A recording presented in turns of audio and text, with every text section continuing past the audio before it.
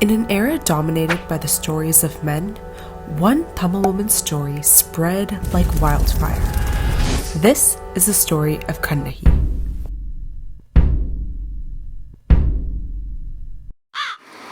In Yalpanam, our friends at Nagalingam Sitpalayam generously agreed to make us a Kannagi statue. Sculptures, or sirpangal, are not only used for worship, but are also used to remember figures who shaped history. As Sentamil sculpts Kannagi, let me tell you her story. Over 2,000 years ago, in the city of Puhar of the Chola kingdom, the daughter of a wealthy merchant Kannagi and the son of an equally wealthy merchant Kovalan get married. Like many young couples, their newly married life was filled with bliss.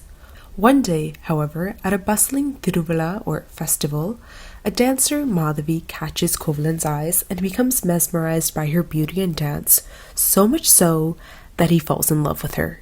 Yes, although he's married to Kannagi. Madhavi and Kovalan start their own family and even have a daughter together. Things were going great for the two of them until one day they were singing a song together, and Kovalan gets mad after he mistakes the metaphorical meaning of the song as a personal attack towards him. So, what did he do? He left. Now, cut to Kannagi, who's been going through it, okay? She's depressed, she isn't wearing jewelry, and she's sitting waiting for her husband's return.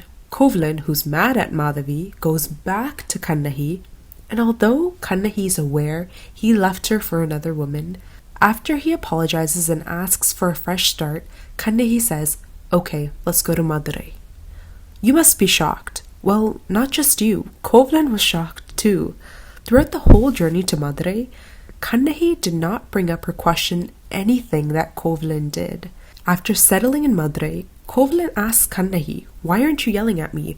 I left you when I lost all my wealth, and when I came back and asked to be with you again, you just got up when I asked you."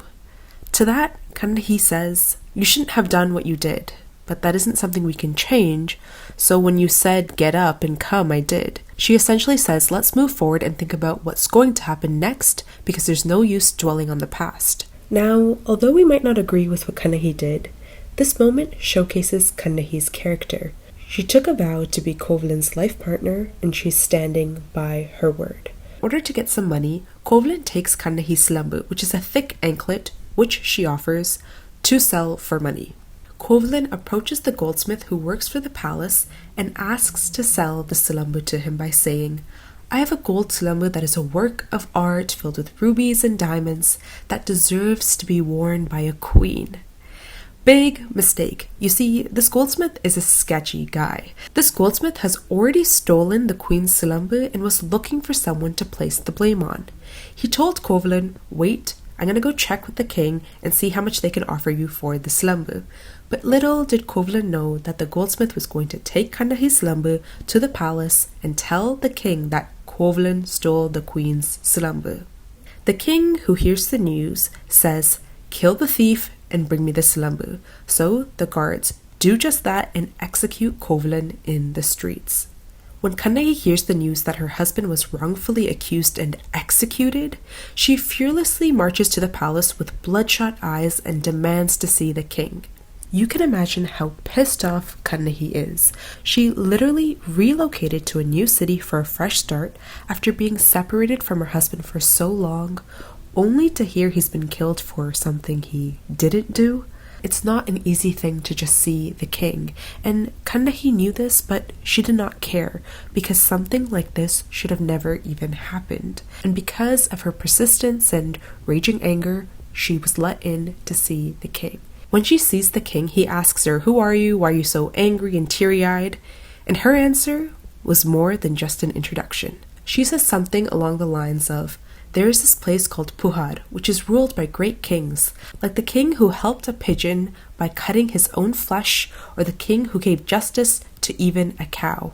In that city lived a well-known merchant who had a son. That son came to your city to lead a new life, where he sold my silambu and was falsely accused and executed by you. I'm his wife, I'm Kannagi," she announced. But the king looks at her and confidently says, "Executing a thief is justice, not a sin." Kannagi is now beyond furious. She tells the king that her silambu contains precious gemstones inside of it. The king places the silambu they captured from Kovlan in front of Kannagi and says, well, the queen's silambu contains pearls. Kannagi took the silambu from the king and throws it on the ground, and very dramatically the shattered gems hit the king in the face. And in that moment, the king realizes he did an injustice to Kovlan. He cries and says, I trusted the goldsmith without doing any interrogation. Am I the king? No, I am the thief. The king was devastated that due to his mistake, he brought shame to the noble Pandya kingdom, and to make it right, he gave his life at that very spot. Seeing the lifeless body of her husband, the queen also faints because of shock and sorrow. But Kannagi is still raging with anger because the death of the queen and king would not bring her husband back. Her anger was so strong that it burnt all of Madurai, with the exception of animals, kids, elderly, and pure-hearted people.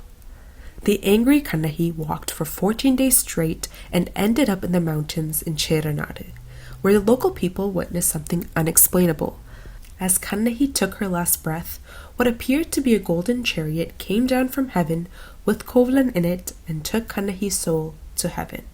This story was shared by the locals with Chera King Senguttuvan and his brother Ilango Adihal after many years when they asked the locals why they were praying to a tree. The locals mentioned that this was the final resting spot of Kannagi and shared her story. Inspired by her character, courage, and love for her husband, the Chera king wanted to build a temple for Kannagi with the finest rocks from the Himalayas to honor such a noble person.